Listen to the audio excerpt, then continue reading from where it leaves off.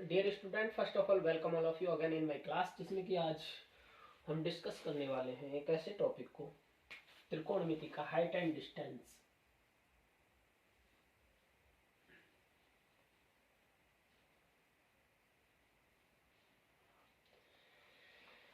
Exam की दृष्टि से ये बहुत ही इंपॉर्टेंट टॉपिक है। इसमें से 2-3 क्वेश्चंस बनते हैं जो कि बहुत ही एक रेशो पे आधारित क्वेश्चन बनते हैं और बहुत ही इजी क्वेश्चन होते हैं। इनमें 1-2-3 पॉइंट होते हैं और कुछ रेशो होते हैं दो, जो इनको याद कर लेते हैं और ये बहुत ही आसानी से क्वेश्चन हो जाते हैं।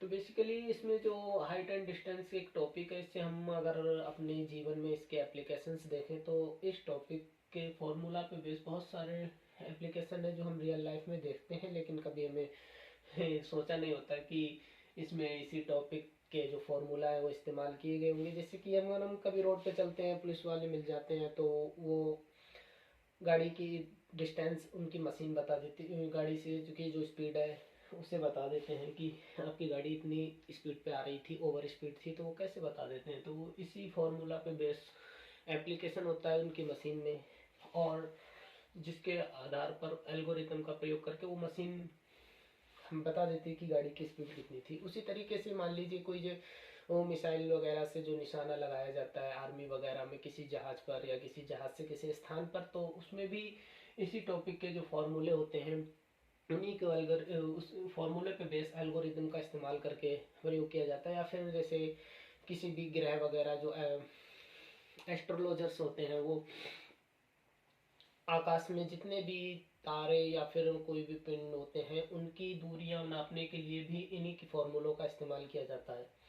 लेकिन वो काफ़ी बड़े लेवल के क्वेश्चंस होते हैं और बड़े लेवल की एल्गोरिदम का प्रयोग किया जाता है। उस लेवल की हमें पढ़ने की ज़रूरत नहीं है। हमें कौन सा नासा का वैज्ञानिक तो बनना नहीं है, हमें एक एग्ज़ाम निकालना है। तो उसमें कुछ बेसिक से क्वेश्चंस बनते हैं इजी इजी से, उन्हीं को समझेंगे। तो इसमें जो हाइट एंड डिस्टेंस का एक टॉपिक है, तो इसमें कोई भी जब सवाल करते हैं तो उसमें एक त्रिभुज होता है और इसी से रिलेटेड क्वेश्चंस बनते हैं। तो ये जिसमें त्रिभुज जिसका एक कोण 90 डिग्री का है और ये कोण 90 से कम कुछ भी हो सकते हैं, दोनों का योग 90 ही आएगा। तो इसमें ये तो हो गया हमारा लंब, ये हो गया आधार और ये हो गया कर्ण। ये तो सामान्य त्रिभुज की बात हो गई जिस बनेगा। अब इसमें जो सवाल बनते हैं उसमें क्या होता है कि मान लीजिए यहाँ पर कोई एक गुब्बारा उड़ रहा है और यहाँ पर कोई व्यक्ति खड़ा है और वो इसको देख रहा है यहाँ से। मान लीजिए जब यहाँ से देख रहा है, जो ये रेखा बनेगी इसे हम बोलते हैं दृष्टि रेखा। और जो इसकी आंख के और जमीन के पैरेलल जो एक सीधी रेखा बनती है इसे हम बोलते हैं क्षैतिज रेखा।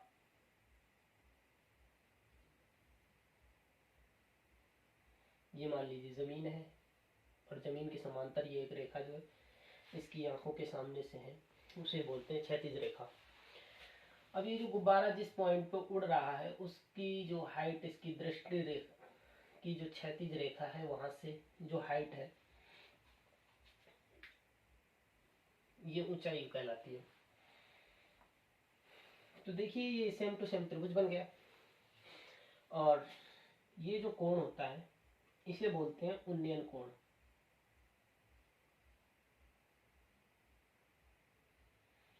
उन्नयन कोण की परिभाषा की अगर हम बात करें तो ऐसा कोण जो क्षैतिज रेखा और दृष्टि रेखा के मध्य बनने वाला कोण उन्नयन कोण कहलाता है, जब ऊपर की तरफ देखते हैं। इसी तरीके से एक कोण होता है अवनमन कोण। अवनमन कोण क्या होता है? मान लीजिए एक बिल्डिंग है, यहाँ पर ये कोई बिल्डिंग है और यहाँ पर कोई व्यक्ति खड़ा है और यहाँ पर मान लीजिए कोई एक गाड़ी खड़ी है।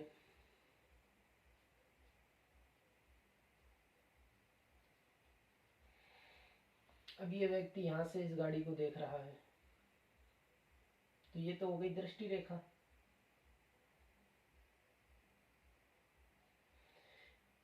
इसी प्रकार जमीन के पैरेलल जो रेखा बनेगी उसे कहेंगे क्षैतिज रेखा।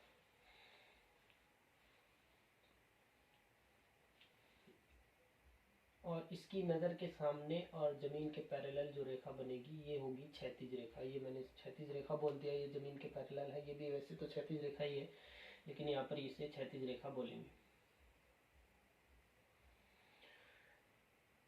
अब जो क्षैतिज रेखा और दृष्टि रेखा के बीच बनने वाला कोण अवनमन कोण कहलाता है जब हम नीचे की तरफ देख रहे होते हैं। तो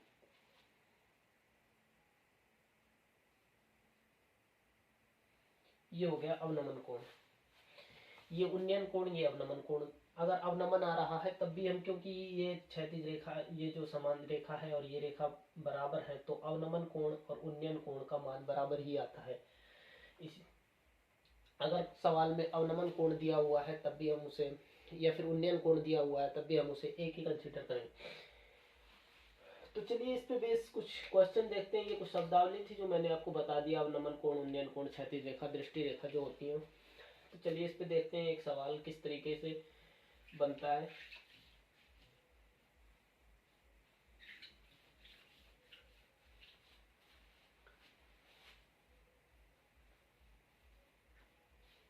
तो चलिए इसी पे बेस एक क्वेश्चंस देखते हैं किस तरीके से। मान लीजिए कोई व्यक्ति एक पतंग उड़ा रहा है, यहाँ पर एक पतंग इस तरीके से उड़ रही है, ये मांझा हो गया।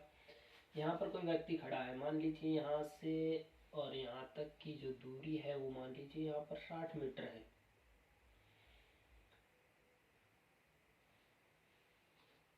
और ये हाइट, ये कोण मान लीजिए यहाँ पर हमारे पास दे रखा है 30 डिग्री। अब सवाल में मान लीजिए इस तरीके से सवाल देता है कि कोई पतंग उड़ रही है और वो उसकी दूरी जिस 60 मीटर है, तो पतंग की ऊंचाई बताइए कितनी है। ये 90 डिग्री है, ये 30 है, तो जाहिर सी बात है ये 60 डिग्री का कोण होगा। तो अब इस सवाल को सॉल्व करने के लिए यहाँ पर हमें एच नहीं ज्ञात है, एच ज्ञात करना है। तो इस सवाल को सॉल्व किस तरीके से करेंगे, यहाँ पर ये tan 30 degree is equal to tan का सूत्र जो होता है लाल बटे का खास, यानी कि जो हम बचपन से पढ़ते आए आधार बटे, सॉरी लंब बटे आधार।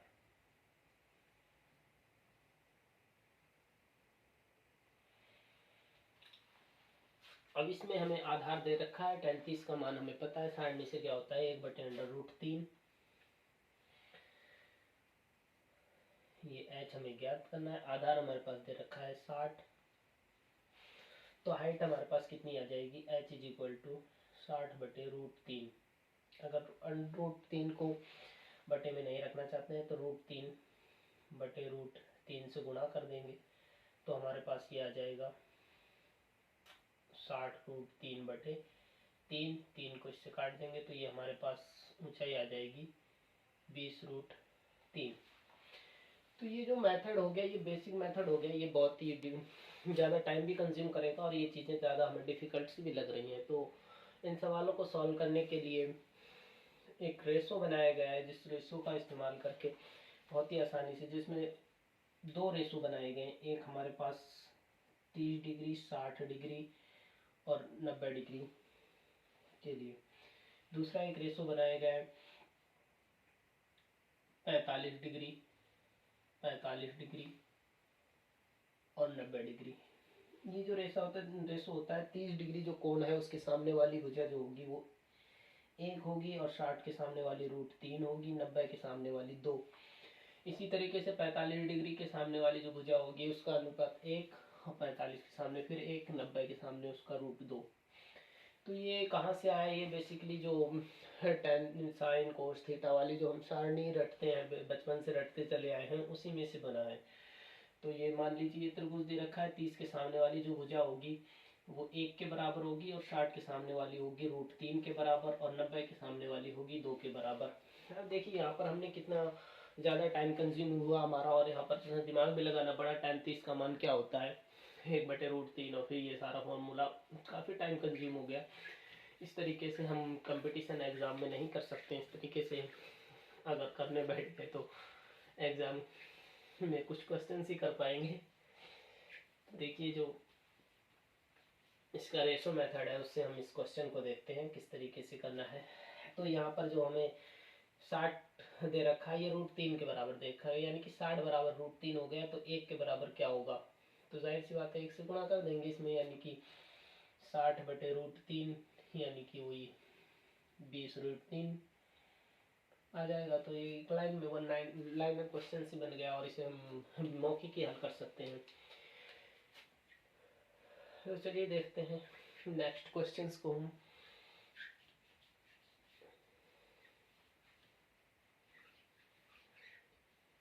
सबसे मेन है ये 2 रेशो इस टॉपिक में।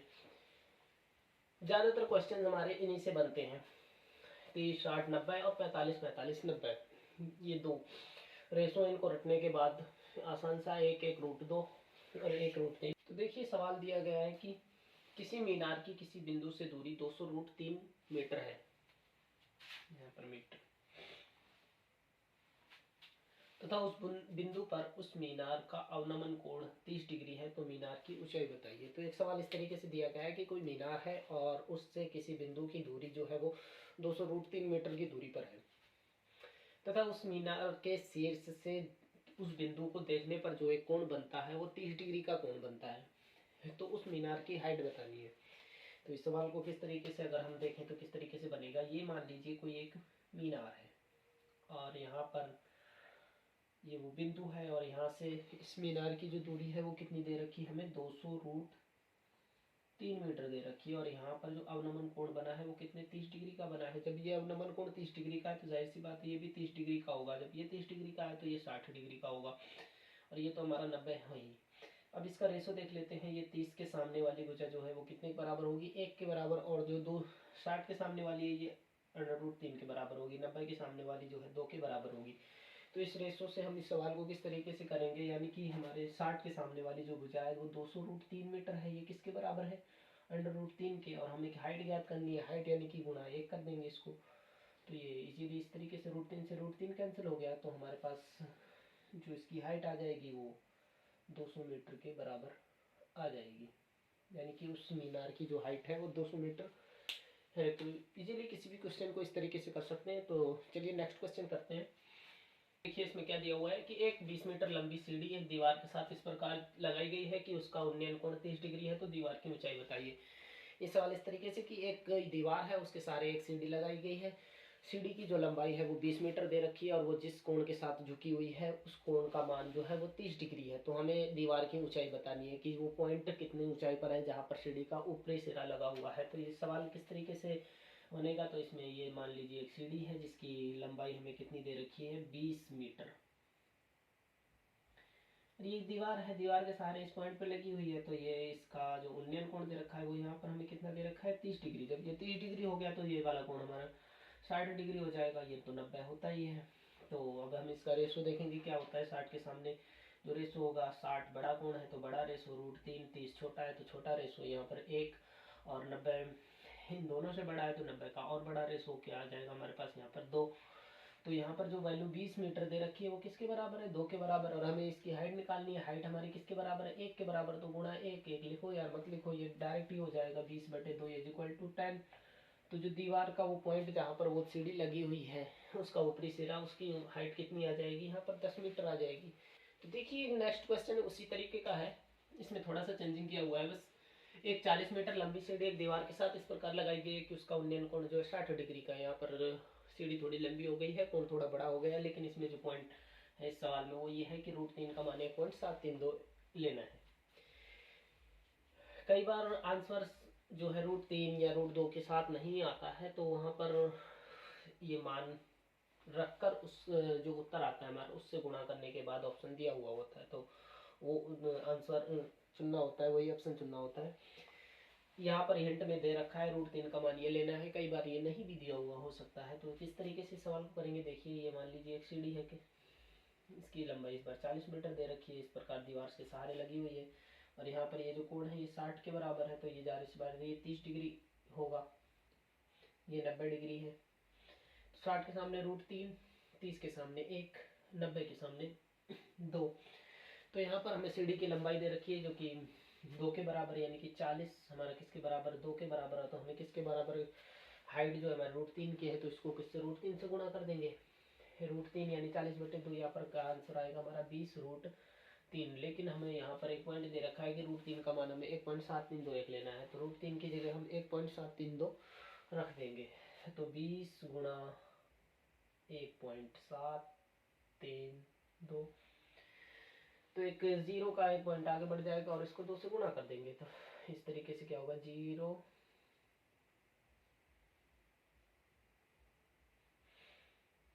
2 4 2 3 6 2 7 14 2 1 2 1 3,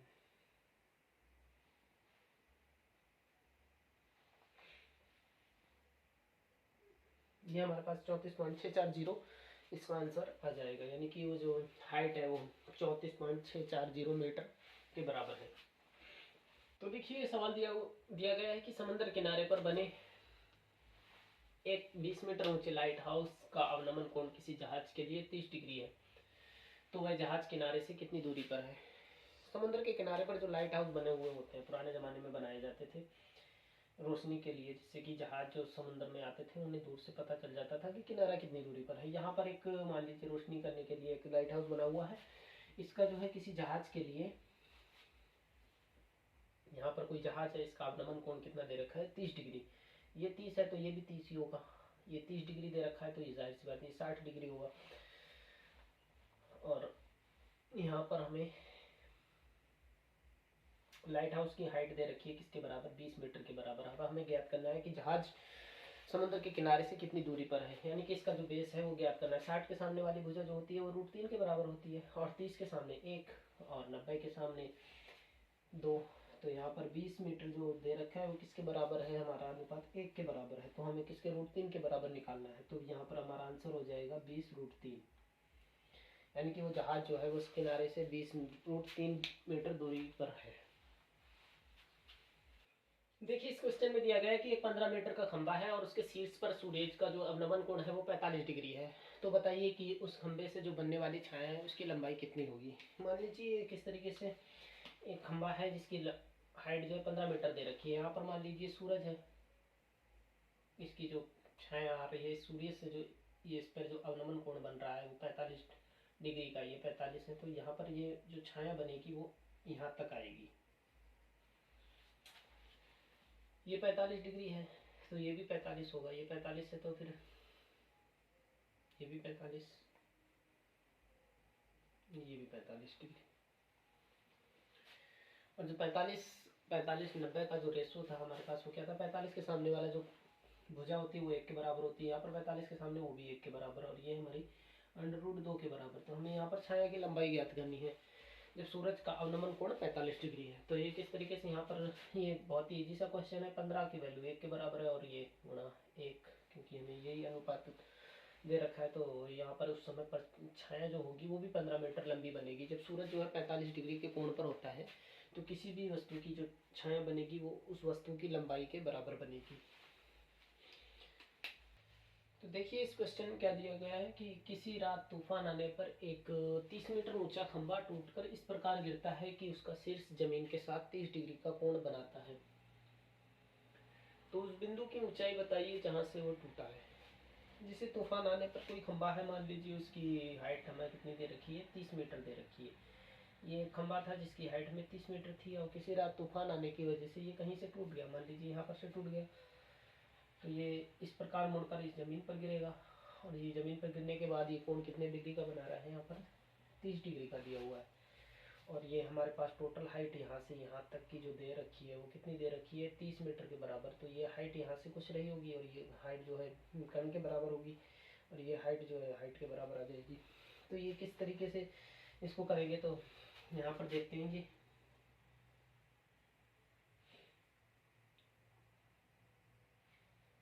तीस 60 और ये टोटल लंबाई जो हमें कितनी दे रखी है, 30 के बराबर दे रखी है। अब इसका हम अनुपात देखते हैं। 30 के सामने का अनुपात 1 और 60 के सामने का अनुपात √3 और 90 के अनुपात सामने जो है 2 के बराबर। यहाँ पर देख लीजिए, यहाँ पर जो अनुपात के आधार पर हम इससे देखें तो यह टोटल लंबाई कितनी बराबर हो रही है, 2 ये प्लस ये 2 प्लस 1 यानी कि 3 के बराबर हो रही है। और 3 के बराबर हमारे कितनी लंबाई दे रखी है, 30 मीटर। 30 किसके बराबर आ गया, 3 के बराबर। और हमें क्या ज्ञात करना है कि वो पॉइंट जहाँ पर से खंबा टूटा है, तो खंबा यहाँ से टूटा है तो यहाँ तक की हाइट का अनुपात जो हमें कितना दे रखा है, ये 1 दे रखा है। तो इसको हम 1 से गुणा करेंगे, लिखो या मत लिखो कोई फर्क नहीं पड़ता। 3 से 10 यानी कि वो जो जहाँ से खंबा टूटा है वो हाइट कितनी, वो 10 मीटर हाइट है। तो ये कुछ आसान से क्वेश्चन थे जो हमने करे इस क्लास में। कुछ 2-4 क्वेश्चन और आसान से इजी जो क्वेश्चन है बनते हैं वो करेंगे। फिर उसके बाद नेक्स्ट क्लास में हम कुछ इसके एक लेवल ऊपर के क्वेश्चन करेंगे, जिसमें कि थोड़े से टाइम भी लगता है और थोड़े से मुश्किल से होते हैं, लेकिन उनको बार बार प्रैक्टिस करने पर वो हमारे लिए आसान बन जाते हैं। तो नेक्स्ट क्लास में हम कुछ थोड़ा सा ऊंचे ऊपर लेवल के क्वेश्चन को करेंगे। तो तब तक के लिए आप इस क्लास को रिवाइज कीजिए। Thank you.